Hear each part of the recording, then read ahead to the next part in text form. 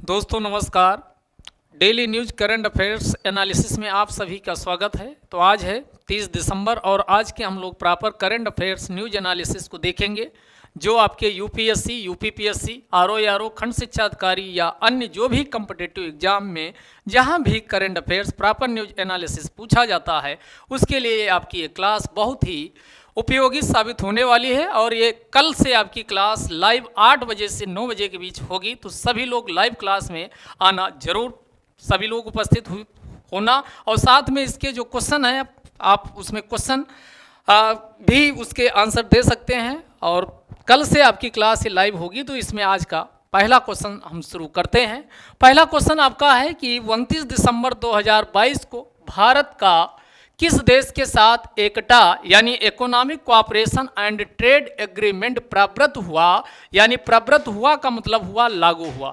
Option आपके सामने, option देख चुके होंगे। संयुक्त अरब अमीरात पहला, अगला है ऑस्ट्रेलिया, अगला है जापान और अगला है सिंगापुर। तो पहले आंसर जान लीजिए, इस क्वेश्चन का आंसर क्या होगा। तो पहला यानी ये बी वाला ऑप्शन जिन लोगों ने टिक किया होगा उनका है सही ऑस्ट्रेलिया। बात करें यहाँ आपके लिए ये इम्पॉर्टेंट हो जाता है कि हम समझें कि आखिरकार ये एकटा ये है क्या। तो इसकी फुल फॉर्म पूछी जा सकती है। तो इसकी फुल फॉर्म है इकोनॉमिक, और सी का मतलब हुआ कोऑपरेशन, इकोनॉमिक कोऑपरेशन एंड, और टी का मतलब हुआ ट्रेड, और ए से मतलब क्या हुआ एग्रीमेंट। ध्यान दीजिएगा, यह एक प्रकार का जो एकटा है यह एक प्रकार का मुक्त व्यापार समझौता है। क्या है भाई? एक प्रकार का मुक्त व्यापार समझौता। आप कहेंगे अभी ये मुक्त व्यापार समझौता, इसी को फ्री ट्रेड एग्रीमेंट कहा जाता है, ये समझ में नहीं आया। समझिएगा, अभी तक क्या होता था, दो चीजें होती है, एक को कहा जाता आयात, एक को कहा जाता आयात। यहाँ आ रहा तो आप कभी कंफ्यूज ना हो, तो आयात का मतलब होता आना। और क्या आना? दो चीजें आप मंगाते हो, एक मंगाते हो या तो वस्तु और दूसरी कोई सेवा। तो ये दो चीजें वस्तु व सेवा जब हम दूसरे देश से मंगाते हैं तो उसी को आयात कहा जाता। लेकिन इसी का उल्टा एक शब्द और होता है जिसे क्या बोलते हैं निर्यात। निर्यात का मतलब हुआ यही वस्तु या सेवा जब भारत किसी दूसरे देश को भेजता है या दूसरे देश में वहां भेजता है तो इसी को क्या कहा जाता? निर्यात कहा जाता है। तो ऑस्ट्रेलिया से हम जो मध्यवर्ती वस्तुएं होती थी या अन्य बहुत सारी सेवाएं वहां से मंगाते थे, इंजीनियरिंग सामान से लेकर के यानी सॉफ्टवेयर तक। तो यहाँ भारत के बाजारों में जब आता था तो यहाँ पर भारत के द्वारा सीमा शुल्क, उत्पाद शुल्क या कई अन्य प्रकार के एक्साइज ड्यूटी, सीमा शुल्क व नॉन बैरियर टैरिफ लगा दी जाती थी, जिससे वो उत्पाद यहाँ भारत के बाजारों में महंगे हो जाते थे। सेम एज इसी प्रकार आप जब ऑस्ट्रेलिया के बाजारों में भारत का कोई भी उत्पाद या सेवा या कोई भी यहाँ का शेफ, यहाँ का योगा टीचर वहाँ जाता था, यहाँ का बना हुआ कोई भी सामान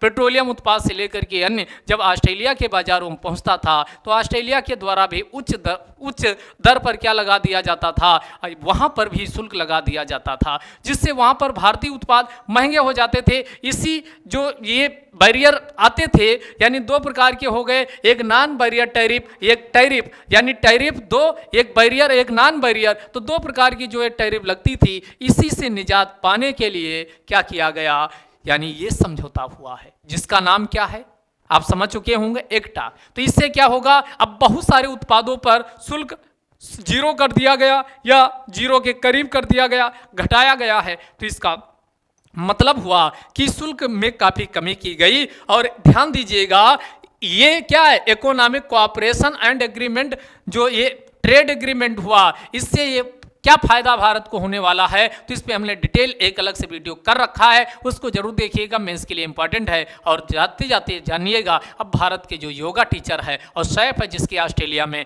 बहुत ज़्यादा डिमांड है, उनको सुविधा होगी। भारत के छात्रों को वहाँ जब यानी एजुकेशन प्राप्त करने के बाद उनको वहाँ पर वीजा जैसी समस्याएं आती थी उससे भी निजात पाया जा सकेगा, वहाँ उनको रोजगार प्राप्त होगा। इसके अलावा इसमें बताया गया कि एक कम से कम 10 लाख अतिरिक्त रोजगार का सृजन भी इससे होने वाला है। ये समझौता अब कई हैं, लागू कब से हुआ तो ये डेट ध्यान दीजिएगा, 29 दिसंबर 2022 से लागू हो गया। अन्य चीज़ों की अगर हम बात करें तो जो ये एकटा हुआ है, देखो दो चीज़ें होती, एकटा पूछा जाए कब, यानी ये कब इसमें हस्ताक्षर किए गए थे, तो हस्ताक्षर पूछा जाए तो ये हस्ताक्षर कब हुए थे, तो हस्ताक्षर ध्यान दीजिएगा अप्रैल कब हुए थे, अप्रैल कब हुए थे, तो ये 2 अप्रैल 2022 को हस्ताक्षर किए गए थे, इस यानी हस्ताक्षर। लेकिन इसी को जब तक संसद अनुमोदित नहीं करेगी तब तक लागू नहीं किया जा सकता। तो दोनों देशों की संसद के द्वारा जो अनुसमर्थन मिला, रेटिफिकेशन मिला, ये रेटिफाई कब किया गया, तो ये रेटिफिकेशन पूछा जाए तो ये रेटिफिकेशन वाली डेट याद रखिएगा, जो ये 2 है, इसी के आगे 1 लिख दो, यानी 21 नवंबर 2022 को। 21 नवंबर 2022 ये भी डेट आपके लिए काम की है। अब लास्ट डेट बची कि ये लागू कब से हुआ, इसी को बोलते हैं केम इनटू फोर्स, यानी लागू होना, प्रभाव में आना, प्रभावी होना, या इसी को क्या बोलते हैं प्रावृत्त होना। तो ये कब से हुआ, तो 29 दिसंबर 2022 से यह यानी पूरी तरीके से लागू हो चुका। तो यहाँ 3 डेट आपके लिए इंपॉर्टेंट हैं जो आपको क्या करनी चाहिए, दिमाग में बैठा लेना चाहिए। एक डेट तो आप ध्यान दीजिएगा, कौन वाली, तो ये कब हस्ताक्षर हुए, तो ये 2 अप्रैल वाली। दूसरी, संसद ने दोनों के कब अनुमोदन किया, तो ये 21 नवंबर वाली। और ये कब से लागू हुआ, तो लास्ट वाला ये 29 दिसंबर। ये तीनों डेट आपको बिल्कुल ध्यान रखना चाहिए। अब इसी प्रकार का एक समझौता मई, ध्यान दीजिएगा, ये फिर इंपॉर्टेंट है, मई 2022 में इसी प्रकार का जो मुक्त व्यापार समझौता है, कौन, मुक्त व्यापार समझौता, मेरे प्यारे बच्चों, दोस्तों, मुक्त व्यापार समझौता जिसे फ्री ट्रेड एग्रीमेंट कहा जाता, भारत ने एक और अरब के देश के साथ किया था। अरब का देश था और अरब का ये पहला देश था जिसके साथ भारत ने इस प्रकार का समझौता किया। इसका नाम क्या था, यूएई।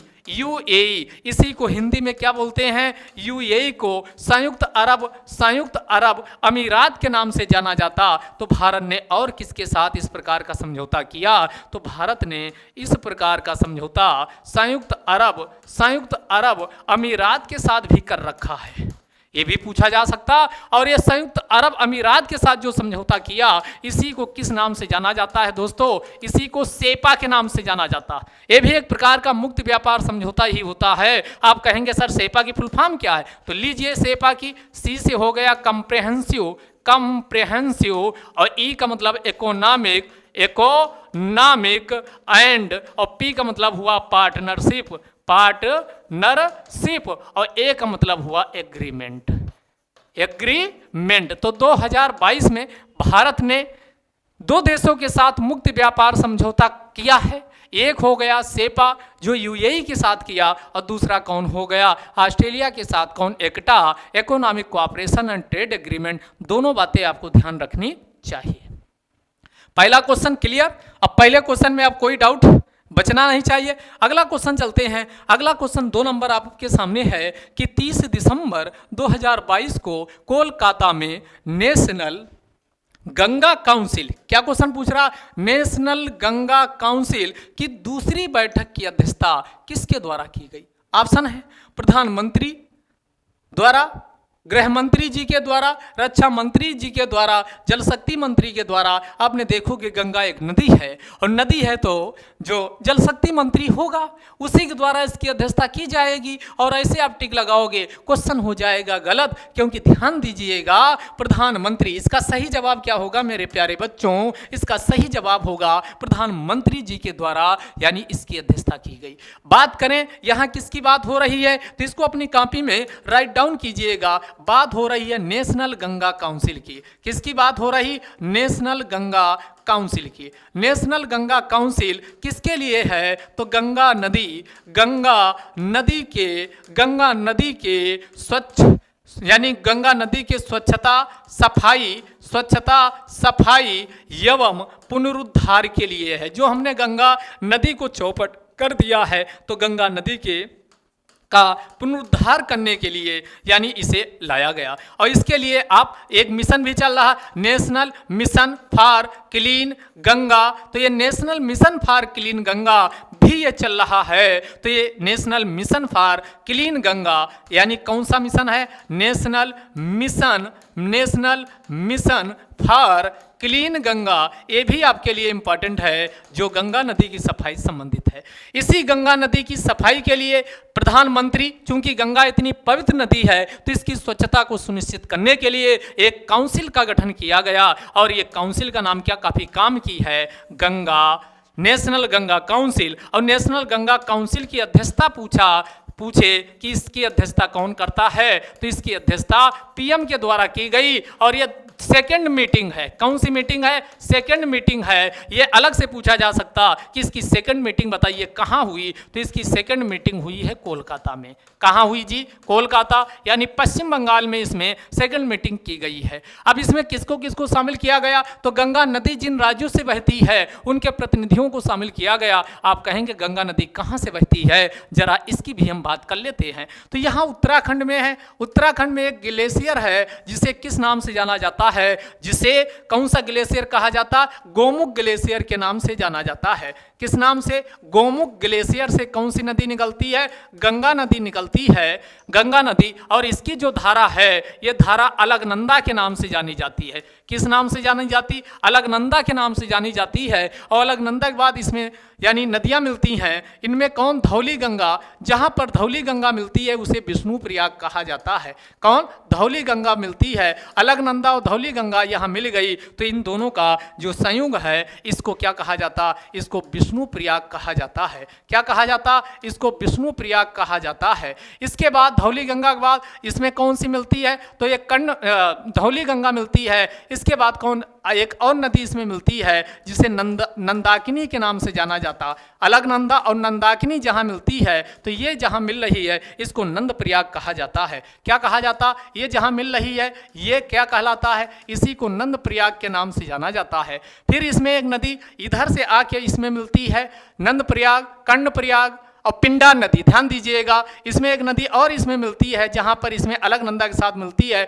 कौन? पिंडा नदी। तो पिंडदान करके यानी क्या आप पिंडान नदी मिलती है तो ये कौन बनाता है? इसी को कर्ण प्रयाग कहा जाता। क्या कहा जाता? कर्ण प्रयाग कहा जाता। तो जहां पर पिंडान नदी मिले वहां कर्ण प्रयाग बनता है। यानी पिंडदान हो तो कन्यादान पिंडदान एक जैसे, तो कर्ण प्रयाग उससे कोरिलेट कर सकते हो। तो पिंडदान कर्णदान, पिंडदान और कान का दान कर दो कंडदान, और पिंड से पिंडदान। तो इससे आप कोरिलेट कर सकते हो। पिंडान नदी कर्ण प्रयाग में मिलती है अलकनंदा से तो कर्ण प्रयाग बनता है। और अलकनंदा जब धौली गंगा मिलती है तो विष्णु प्रयाग बनता है। और जब अलकनंदा से नंदाकिनी मिलती है तो नंद प्रयाग बनता है। और अलकनंदा से जब कौन सी? मंदाकिनी। नाम है मंदाकिनी लेकिन उसका रुद्र रूप होता है। आप देखोगे जिसका नाम जैसा होता उसके उलट उसका काम होता है। तो इसमें जहां पर यानी कौन सी नदी मिलती है? ये नंदाकिनी। कौन सी नदी मिलती है? मंदाकिनी।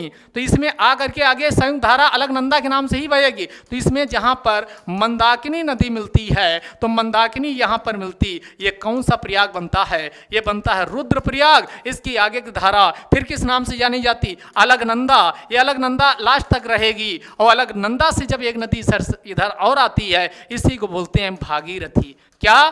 भागीरथी। और इसमें जब भागीरथी जहां पर इसमें मिलती है तो ये कौन सा प्रयाग बनता है? इसी को कहा जाता है देवप्रयाग। देवप्रयाग, देवप्रयाग। तो ये आपके सामने कितने हो गए? 5 प्रयाग हो गए। कर्ण प्रयाग, विष्णु प्रयाग, रुद्र प्रयाग और कितना? देवप्रयाग। एक बार फिर से, पिंडदान करवाओगे तो कन्यादान पिंडदान एक जैसे। तो जहां पर अलकनंदा से कौन सी नदी मिलती है? कौन सी नदी मिलती है? पिंडान नदी। तो वहां पर क्या बनता है? कर्ण प्रयाग। फिर हमने कहा धौली गंगा। और कौन सी नदी मिलती है? धौली गंगा।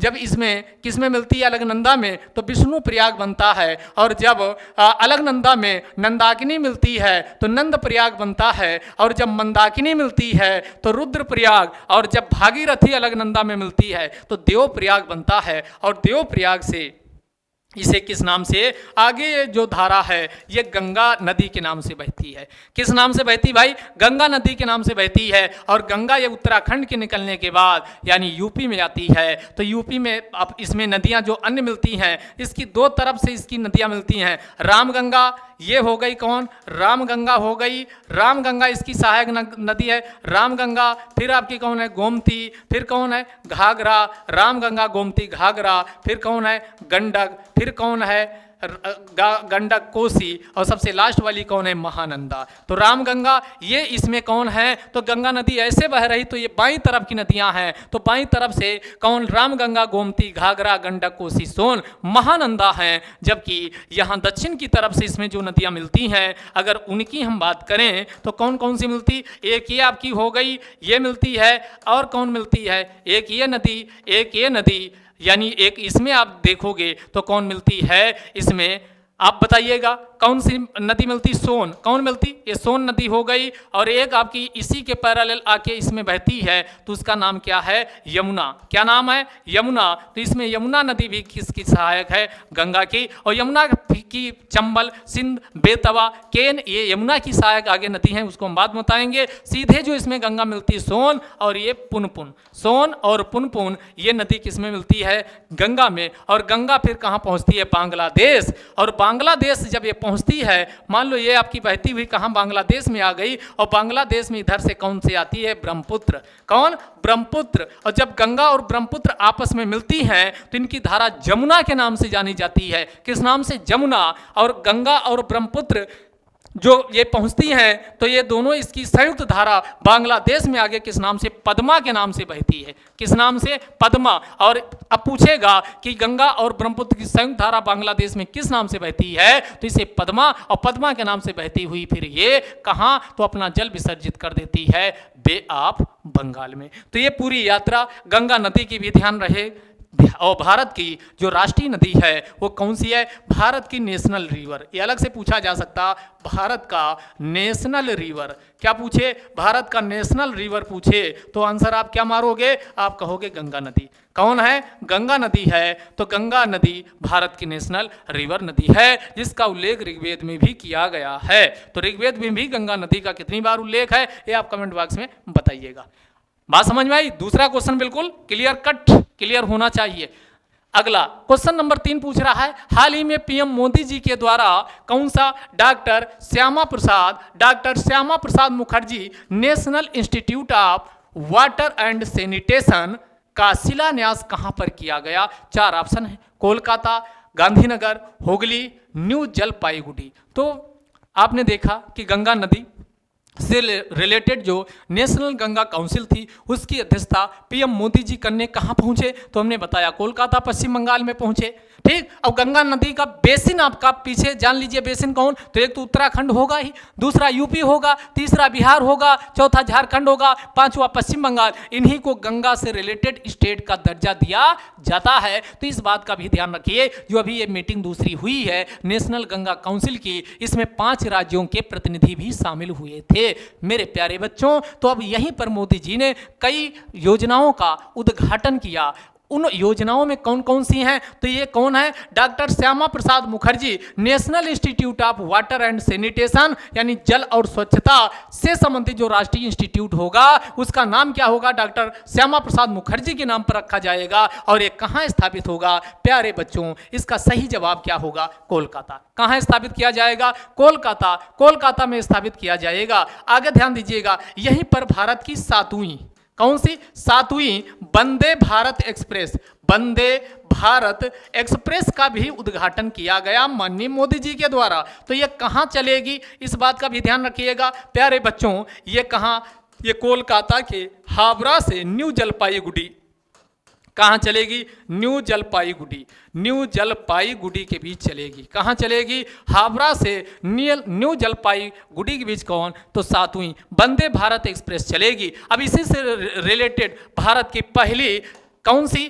पूछे, वंदे भारत एक्सप्रेस भारत की पहली वंदे भारत एक्सप्रेस ये किनके बीच चली थी? वंदे भारत एक्सप्रेस पूछा जाए तो ये किनके बीच? तो ये वाराणसी, बाबा विश्वनाथ की नगरी वाराणसी से नई दिल्ली, वाराणसी से नई दिल्ली के बीच चली थी। ये भी आप क्वेश्चन इंपॉर्टेंट है, ध्यान रखिएगा। दूसरी दिल्ली से कटरा ये दूसरी थी, तो ऐसे अब टोटल कितनी? 7। अब यहाँ ट्रेनों की, वंदे भारत की बात हो रही है तो आप कमेंट बॉक्स में लिखिएगा भारत की पहली किसान रेल कहाँ चली थी? तो ये ध्यान दीजिएगा, महाराष्ट्र के कौन? देवलाली से दानापुर, बिहार के दानापुर तक चली थी। और 100वीं किसान रेल पूछे तो किसके बीच चली थी? महाराष्ट्र के सांगला से और वहाँ कहाँ? पश्चिम बंगाल के शालीमार बाग तक ये 100वीं किसान रेल थी। इसको भी ध्यान रखिएगा। क्लियर यहाँ तक? यहाँ तक कोई आपका डाउट नहीं होना चाहिए। अगला क्वेश्चन चौथा मजेदार फिर आपके सामने है कि पीएम किसान संपदा योजना कब लॉन्च की गई?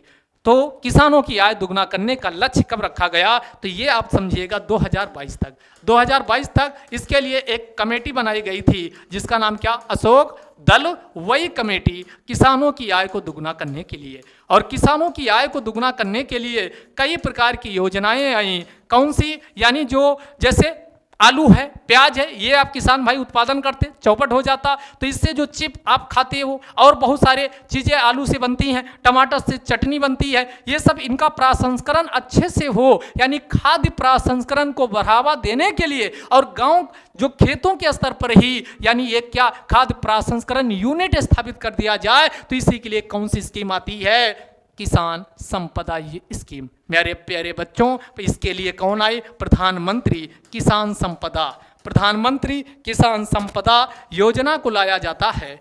किसान संपदा योजना ये कब लॉन्च की गई? तो ये ध्यान दीजिएगा नवंबर 2018। नवंबर 2018 ऐसे क्वेश्चन आपके आते हैं। ये किसके लिए है? खाद्य प्रसंस्करण उद्योग को बढ़ावा देने के लिए, खाद्य प्रसंस्करण उद्योग को बढ़ावा देने के लिए इसे लाया जाता है। तो सही जवाब क्या होगा भाई इसका सही जवाब क्या हो जाएगा? तो जिन लोगों ने लगाया है आंसर बी, उनका है सही जवाब। अगले क्वेश्चन की ओर चलते हैं। अगला फिर मजेदार क्वेश्चन है, क्वेश्चन आपके सामने है कि 15वां संस्करण अन्नपूर्णा और फूड वर्ल्ड इंडिया का आयोजन कहाँ पर किया गया? ऐसे क्वेश्चन आते हैं तो आप क्या तुक्का लगाने की कोशिश करते हो और क्या लगाते हो? नई दिल्ली। आपको लगता है नई दिल्ली में ही हुआ होगा और जैसे नई दिल्ली लगाते वैसे हो जाता है मामला चौपट। तो इसका सही जवाब क्या होगा? तो ये अन्नपूर्णा और फूड वर्ल्ड, यहाँ देखो क्या लगा? फूड वर्ल्ड यानी वैश्विक स्तर के विश्व के अन्न को अन्न देवता, अन्न देव कहा जाता है। जो भोजन हमारा खाद्य पदार्थ है उसी के लिए बहुत सारा हम अन्न बर्बाद करते हैं, तो इसी पे जागरूकता फैलाने के लिए और कैसे कैसे इसको हम अच्छे से यानी कर पाएँ, तो इसमें लोगों के विचार इन सबको साझा करने के लिए एक या कौन सा अन्नपूर्णा फूड वर्ल्ड इंडिया का आयोजन किया गया। और ये 15वां संस्करण है। कहाँ हुआ? ये मुंबई महाराष्ट्र में। कहाँ हुआ? मुंबई महाराष्ट्र में। इस बात का ध्यान दीजिएगा। ये मुंबई की बात आई है तो यहाँ मुंबई और थाने के बीच, अगर ऐतिहासिक क्वेश्चन देखे बहुत बार पूछा जाता, मुंबई और थाने के बीच किसके काल में? लॉर्ड डलहौजी के काल में। लॉर्ड डलहौजी के काल में सबसे पहले कितनी 34 किलोमीटर की दूरी पर कौन? भारत की पहली क्या चली थी? ट्रेन चली थी। पहली ट्रेन चली थी। इस बात का भी ध्यान रखिएगा। मुंबई व थाने के बीच भारत की पहली ट्रेन लॉर्ड डलहौजी के काल में 34 किलोमीटर के बीच चली थी। यही मुंबई में सबसे पहले भारत का पहला सूती वस्त्र उद्योग, भारत का पहला सूती वस्त्र उद्योग, पहला सूती वस्त्र उद्योग भी यहीं पर स्थापित किया गया था। तो इस बात का भी आप ध्यान रखिएगा। अब आपको नई दिल्ली में तो बहुत सारे बैठकें हुई हैं, ठीक, उसको भी आप लोग बताइएगा कौन कौन है, बहुत सारी हैं। तो हम अगले क्वेश्चन की ओर चलते हैं। अगला क्वेश्चन आपके सामने फिर मजेदार है और क्वेश्चन क्या है? आप क्वेश्चन देखिए। आहार 2022 ऐसे क्वेश्चन आपको देखने को मिलेगा। आहार 2022 के संदर्भ में यहाँ क्या पूछ रहा है? जरूर देखिएगा क्या सही है। पहला है इसका आयोजन प्रगति मैदान नई दिल्ली में हुआ क्या? दूसरा इसका आयोजन अपेडा के द्वारा कृषि एवं किसान कल्याण मंत्रालय के द्वारा किया गया क्या? आहार है तो जाहिर सी बात है भोजन, हमारी खाद्य, हमारी डाइट कैसी होनी चाहिए, क्योंकि हम जंक फूड, फास्ट फूड के आदी हो चुके हैं। नूडल से लेकर के चाउमीन, बर्गर सबको चबाते जा रहे हैं और वो हमारा शरीर यानी हमारा स्वास्थ्य जो है उसको चबाता जा रहा है खाद्य पदार्थ। तो आहार हमारा संतुलित आहार हम ले, हमारा जो पारंपरिक अनाज था रेशेदार हम जो खाते थे उसको हम त्याग कर चुके हैं। तो इसी संबंध में जागरूकता फैलाने के लिए, संतुलित आहार लेने के लिए, आहार हमारा संतुलित होना चाहिए, इन सब के लिए आहार 2022 का आयोजन किसके द्वारा किया गया? तो ये ministry of health and family welfare, किसके द्वारा? मिनिस्ट्री ऑफ हेल्थ, स्वास्थ्य और परिवार कल्याण मंत्रालय, ministry of health and family welfare, family welfare, इसी को स्वास्थ्य एवं परिवार कल्याण मंत्रालय कहा जाता। तो ये हो गया गलत और पहला हो जाएगा सही। यानी इसका आयोजन कहाँ किया गया? तो प्रगति मैदान नई दिल्ली में किया गया। तो यहाँ पर आंसर क्या होगा? केवल एक सही, केवल एक सही। यहाँ अपेडा ये सही है, अपेडा के द्वारा के सहयोग से किया गया, लेकिन यहाँ मंत्रालय गलत दे दिया गया। ये कहाँ हुआ है? तो ये हमने कहा कौन सा मंत्रालय? स्वास्थ्य और परिवार कल्याण मंत्रालय के द्वारा इसका आयोजन किया गया, जो काफी काम का है। अगला क्वेश्चन 7वां आपके सामने है। 7वां क्वेश्चन क्या पूछ रहा कि सितंबर 2022 को लॉन्च किए गए कन्वर्जेंस पोर्टल का संबंध किससे है? ऐसे क्वेश्चन आपको एग्जाम में भी देखने को मिलेंगे। कौन सा पोर्टल है भाई? कन्वर्जेंस पोर्टल है। तो कन्वर्जेंस पोर्टल, ध्यान दीजिएगा, दो चीजें होती हैं, एक डाइवर्जेंस होता है, दूसरा कन्वर्जेंस होता है। तो हमने और आगे ध्यान रखिएगा, जो डाइवर्जेंस होता है, डाइवर्ट का मतलब होता है जैसे आप कहीं रोड पे जा रहे होते, लिखा है डाइवर्जन, डाइवर्जन का मतलब वो क्या है? चारों, यानी उसका जब हम कई दिशाओं की तरफ यानी फैलाते हैं चीज़ों को, जब फैलाते हैं तो उसी को क्या कहा जाता है? डाइवर्जन कहा जाता है। दूसरा कन्वर्जेंस का मतलब आपस में, देखो 5 वस्तुएं थी, एक उसमें टोकरी में रखी थी, तो ये कन्वर्जेंस था, लेकिन उसको अलग अलग फैला दिए तो क्या हो गया? डाइवर्जेंस हो गया। और यहाँ कन्वर्जेंस का मतलब हुआ जब किसानों के कल्याण के लिए बहुत सारे प्रयास किए जा रहे हैं, बहुत सारी स्कीम लॉन्च की गई हैं, लेकिन समस्या क्या है? वो सब अलग अलग, यानी इनपुट किसी का पता चला टेक्नोलॉजी से किसान को सूचना देना है, या फिर उनको बीज के कब कितने और किस मात्रा में बुआई करना है, तो ये सूचना के लिए दूसरा मौसम विभाग अलग अपनी तामझाम निपटाए है। इधर किसान कल्याण मंत्रालय अपने में मस्त है, इधर इंश्योरेंस वाला अलग, अगला वित्तीय पैसा लोन कर्ज वाला वो आपका क्या है? तो वित्त मंत्रालय अलग ही मस्त है। तो इन सबको एक पोर्टल पे लाया जाए ताकि कोऑर्डिनेशन अच्छे से बन सके। तो इसी के लिए कौन सा, यानी कौन? कन्वर्जेंस पोर्टल कृषि एवं किसान कल्याण मंत्रालय के द्वारा, कृषि एवं किसान कल्याण मंत्रालय के द्वारा, कृषि एवं किसान कल्याण मंत्रालय के द्वारा, कृषि एवं किसान कल्याण मंत्रालय के द्वारा शुरू किया गया है। इसका मतलब समझ में आ चुका होगा। तो इसका सही जवाब क्या हो जाएगा? कृषि। तो यहाँ कृषि आई है, तो याद रखिएगा जो ये कृषि है यह प्राथमिक उत्पाद है। कौन सा है? प्राथमिक, यानी प्राथमिक क्रिया के अंतर्गत आता है। तो ये प्राथमिक क्रिया में कृषि को रखा जाता है, इस बात को भी ध्यान रखिएगा। कृषि संबंधित जो अन्य एक्टिविटीज हैं, सहायक एक्टिविटीज हैं, उसे भी प्राथमिक इसमें रखा जाता है सेक्टर में।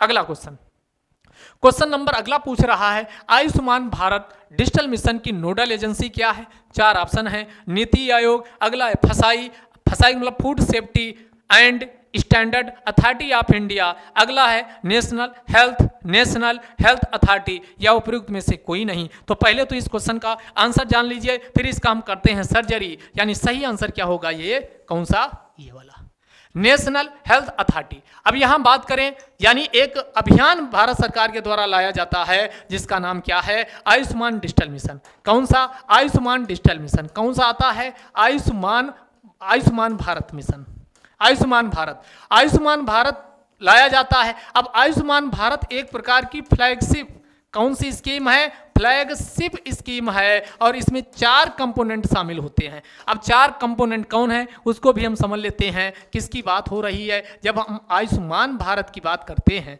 किसकी बात करते? आयुष्मान भारत मिशन की बात करते हैं। तो इसमें एक नहीं बल्कि कितने कंपोनेंट हैं? हमने कहा इसमें 4 हैं। तो यहाँ A, B, C और इसके बाद D, ये 4 कंपोनेंट इसमें हैं। एक इसमें आपने सुना होगा हेल्थ एंड वेलनेस सेंटर, यानी क्या स्थापित किया जाएगा? Health and wellness centre. क्या स्थापित किया जाएगा? Health and wellness centre. ये पूरे भारत में कितने? तो 1 2 नहीं बल्कि 1.5 लाख। कितने हेल्थ एंड वेलनेस सेंटर कितने स्थापित किए जाएंगे? पूरे भारत में 1.5 लाख। आप कहेंगे इसका सब यूनिट आप पाते हो, जो प्राइमरी हेल्थ सेंटर, प्राथमिक स्वास्थ्य सामुदायिक केंद्र देखते नहीं हो, प्राइमरी हेल्थ केयर, वो इसी का पार्ट है। जो गांवों में आप देखोगे सामुदायिक स्वास्थ्य केंद्र खुले हुए हैं, तो इसमें ये इसी के और नीचे के पार्ट हैं। इसी प्रकार जिला अस्पताल आप सुनते हो, ये सब इसी के अंतर्गत आते हैं। तो पूरे भारत में जो ये आयुष्मान भारत आया उसमें 1.5 लाख कहा गया हेल्थ एंड वेलनेस सेंटर खोले जाएंगे। दूसरा नाम आप परिचित हो जिसे आयुष्मान भारत किस नाम से जाना जाता है, तो दूसरी वाली कौन है, आयुष्मान भारत। ए भी का मतलब आयुष्मान भारत प्रधानमंत्री जन आरोग्य योजना, जन आरोग्य योजना। इसमें आप लोगों का बीमा हो, बीमा को सुनिश्चित करने के लिए इसे लाया गया। तो इसमें आप देखते हो कितना 5 लाख रुपए का बीमा किया जाता है और ये प्रति परिवार प्रति वर्ष है, प्रति परिवार प्रति वर्ष है, यानी 5 लाख का इसमें स्वास्थ्य बीमा सुनिश्चित किया जाता है। और ये कितने 10.74 करोड़ 10.74 करोड़ यानी इसमें परिवार इसका फायदा उठा रहे हैं। एक परिवार में औसतन 5 सदस्यों को शामिल किया जाता। इस प्रकार 50 करोड़ से ज़्यादा लोगों को इसमें प्रधानमंत्री जन आरोग्य योजना में शामिल किया गया। ये दूसरा इसका पार्ट हो गया। तीसरा, अब चूंकि जैसे आधार कार्ड है, आप किस डॉक्टर से कब परामर्श कौन सी दवा लिए थे आप भूल जाते हो, लेकिन भारत सरकार ने सोचा क्यों ना क्योंकि कई बार क्या समस्याएं होती हैं, पता चला कि कोई डॉक्टर का दिखाए और कोई नए डॉक्टर वो नया बीमारी नया उपचार शुरू कर दिया, जिससे मरीजों को बहुत ज़्यादा मुश्किलात का सामना करना पड़ता है। एक बार उसको क्या दिक्कत थी, कौन डॉक्टर क्या प्रेस्क्राइब किया था, क्या सलाह दिया था, इस पर एक डेटाबेस बन जाए। इसी को सुनिश्चित करने के लिए कौन सा शुरू किया जाता, पहले आत्मनिर्भर भारत डिजिटल मिशन था, उसी को अब क्या कर दिया गया, अभी आपने जो देखा Ayushman digital mission, Ayushman Bharat digital mission को शुरू किया गया। तो इसमें कौन, तो ये आपका आयुष्मान डिजिटल मिशन। कौन सा अगला, आयुष्मान, जो अभी आपके सामने क्वेश्चन आया है, Ayushman digital mission. Ayushman digital mission इसका तीसरा कंपोनेंट हो गया। आयुष्मान डिजिटल मिशन के अंतर्गत कौन, तो इसमें डिजिटल यानी राष्ट्रीय स्वास्थ्य डिजिटल कार्ड जारी किए जाते हैं। राष्ट्रीय स्वास्थ्य digital card, Ayushman digital card, इसी को राष्ट्रीय स्वास्थ्य डिजिटल कार्ड जो जारी किए जाते हैं उसी को क्या कहा जाता है, आयुष्मान डिजिटल कार्ड के नाम से जाना जाता है। इसमें जैसे आधार कार्ड वैसे यहाँ पर, और इसमें ये हो गया तीसरा। और इसकी नोडल एजेंसी कौन है, नेशनल हेल्थ अथॉरिटी इसकी नोडल एजेंसी बनाई गई है। चौथा आप कहेंगे कौन इसका सर कंपोनेंट है, वो भी जल्दी से बता दीजिए, लो जल्दी से। तो इसमें चौथा कौन है, आयुष्मान कौन सा, अवसंरचना विकास, आयुष्मान अवसंरचना मिशन। अवसंरचना मतलब हुआ हॉस्पिटल पर्याप्त मात्रा में होने चाहिए, डॉक्टर स्टाफ होना चाहिए, यानी अवसंरचनागत बुनियादी ढांचे का, स्वास्थ्य से संबंधित बुनियादी ढांचे का विकास करने के लिए आयुष्मान अवसंरचना मिशन को शुरू किया गया। जब चारों को हम मिला देते हैं तो ये बनता है, प्यारे प्यारे दोस्तों, ये बनता आयुष्मान भारत मिशन। क्लियर। तो आयुष्मान भारत मिशन का हमने सारी चीजें आपको बता दिया है। अब जो क्वेश्चन आया था उस क्वेश्चन को अब समझिए। कहाँ गया भाई क्वेश्चन, ये क्वेश्चन आपके सामने ये रहा, कौन सा, अब आपकी समझ में आ चुका होगा। आयुष्मान भारत डिजिटल मिशन की नोडल एजेंसी कौन है, नेशनल हेल्थ अथॉरिटी। अब इसमें एक और ऑप्शन आया, नीति आयोग आया, तो इसको भी निपटा लीजिए। नीति आयोग योजना आयोग के स्थान पे आता है। किसके स्थान पे, योजना आयोग। और एक कब, 1 जनवरी 2015 को आता है। बात करें यहाँ इसकी, तो इसकी फुल फॉर्म क्या, फसाई की। तो फसाई खाद्य जो मानक होते हैं उसमें कौन से मानक हो, सुरक्षा को सुनिश्चित करने के लिए फसाई को लाया गया। इसकी फुल फॉर्म है फूड सेफ्टी। इसकी फुल फॉर्म क्या है, food safety and standard authority of India, food safety and standard authority of India, यानी फसाई। और ये 2006 के अधिनियम से इसको स्थापित किया गया, इसीलिए एक प्रकार का यह सांविधिक निकाय है। क्या है, सांविधिक। ये एक्ट 2006 का है, लेकिन इसका पूछा जाए स्थापना कब होती है, तो इसकी स्थापना ध्यान दीजिएगा, यानी फसाई की स्थापना आपसे पूछा जा सकता है। तो इसकी स्थापना 2008 में हुई, 2 साल बाद 2008 में स्थापना हुई। लेकिन ये आपकी कब, अधिनियम कब का है, 2006 का है। क्लियर सारी चीजें। अगले क्वेश्चन पे आओ। अगला क्वेश्चन आपका है 9 नंबर की, ये आपका किस वर्ष कायाकल्प प्रोग्राम लॉन्च किया गया। यहां कायाकल्प नाम से ही पता चल रहा है कि कायाकल्प किया जाएगा। आपको लगेगा, सोच भी रहे होंगे कई लोग कि सर क्या हमारा कायाकल्प किया जाएगा। नहीं, स्वच्छता का, गंदगी को हटाना है और देश को बचाना है। तो ये जागरूकता अभियान चलाने के लिए कायाकल्प पुरस्कार लाया गया। तो ये कायाकल्प, ध्यान दीजिएगा, कायाकल्प ये जो प्रोग्राम है ये किसके अंतर्गत आता है? स्वच्छ भारत मिशन। किसके अंतर्गत आता है? स्वच्छ भारत मिशन के अंतर्गत लाया जाता है। किसके अंतर्गत आता है? स्वच्छ भारत मिशन के अंतर्गत लाया जाता है। अब फिर बात आती है ये कब लॉन्च किया गया, ये लॉन्च कब होता है? तो ये ध्यान दीजिएगा 15 मई। कब? 15 मई 2015 को। 15 मई 2015 को इसे लॉन्च किया जाता है, यानी पहला जवाब क्या हो जाएगा? सही। मिनिस्ट्री पूछे तो स्वच्छ भारत मिशन की जो मिनिस्ट्री है उसी के अधीन है, तो वही मिनिस्ट्री इसकी भी हो जाएगी। और आज का ये अंतिम क्वेश्चन आपके सामने है कि भारत का पहला पूर्व पुस्तकालय निर्वाचन क्षेत्र नाम क्या? धर्मदम। कौन सा? धर्मदम। कौन सा? धर्मदम। ये किस राज्य में स्थित है जो भारत का क्या बन गया? भारत का पहला पूर्व पुस्तकालय बन गया। यानी किसकी बात हो रही? भारत का पहला पूर्व पुस्तकालय निर्वाचन क्षेत्र। नाम इसका क्या है? इसका नाम है धर्मदम। नाम ये, इसको अपने नोट्स में लिखिएगा, इंपॉर्टेंट है, धर्मदम। नाम क्या है इसका? धर्मदम। तो ये धर्मदम कहाँ स्थित है? तो ये है भाई केरल में। केरल, यानी इसका आंसर क्या हो जाएगा? 2, केरल। और याद रखिए केरल में एक और ध्यान दीजिएगा, यानी केरल का पूछा जाए तो ये आपका कौन? Metro city, water metro city ये पूछा जाए तो वाटर मेट्रो सिटी ये कहाँ? तो ये केरल के कोच्चि में स्थापित किया जा रहा है। मानचित्र में अगर आपको देखना हो तो केरल ये भारत का सर्वाधिक साक्षरता वाला जिला है। सर्वाधिक साक्षरता वाला जिला भारत का कौन है? तो केरल है। केरल में ही ग्राफीन इनोवेशन सेंटर पूछा जाए तो इसी केरल में स्थापित किया गया। केरल में ग्राफीन इनोवेशन सेंटर पूछा जाए तो इसी में स्थापित किया गया है। अब यहाँ एक चीज और समझ लीजिए, ये इंडिया का मानचित्र है। इस इंडिया के मानचित्र में ये हो रहा केरल, ये रहा तमिलनाडु, ये रहा कर्नाटक। तो ये केरल का ये जो तट है, केरल का तट, ये क्वेश्चन पूछा जा सकता, जो ये केरल का ये वाला तट है इसी को किस नाम से जाना जाता? मालाबार तट। किस नाम से जाना जाता? मालाबार तट। और इसी मालाबार का जो तट है, उत्तरी मालाबार, यहीं पर अभी इंटरनेशनल एक और अभी करंट में चर्चा में था, बेकल इंटरनेशनल बेकल तटी महोत्सव का आयोजन किया गया। ये भी ध्यान रखिएगा। और ये भारत में पहली बार हुआ है। भारत में इसलिए इंपॉर्टेंट है, भारत में क्या हुआ? भारत में पहली बार हुआ है। यहीं पर मालाबार के उत्तरी छोर पे हुआ है। और तेजस्विनी, पयस्नी और मालाबार 3 इसमें स्थान है जहां पर इसका आयोजन पहली बार कौन सा? यानी समुद्र तट को सुरक्षित रखने के लिए क्या किया गया? यानी इसको इसमें शुरू किया गया है। केरल के बाद ये वाला कौन हो गया? इधर वाला ये तमिलनाडु है।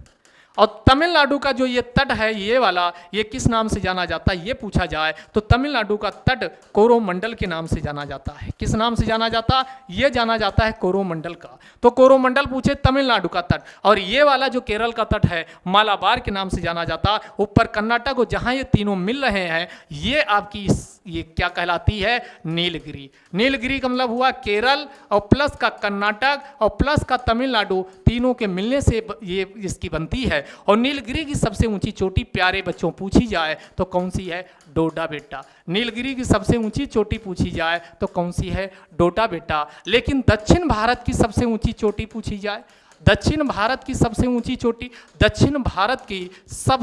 चोटी पूछी जाए, सबसे ऊंची चोटी पूछी जाए, तब आंसर आप क्या लगाओगे? तब आंसर लगाओगे अनाईमुडी। क्या लगाओगे भाई? अनाईमुडी। क्या लगाओगे? अनाईमुडी लगाओगे। दक्षिण भारत की सबसे ऊंची चोटी अनाईमुडी। लेकिन यहाँ ये पूछी जाए नीलगिरी की, तब आंसर क्या लगाओगे? डोडा बेटा। और यही नीलगिरी हिल्स पे एक जनजाति रहती है जिसको बोलते हैं टोडा।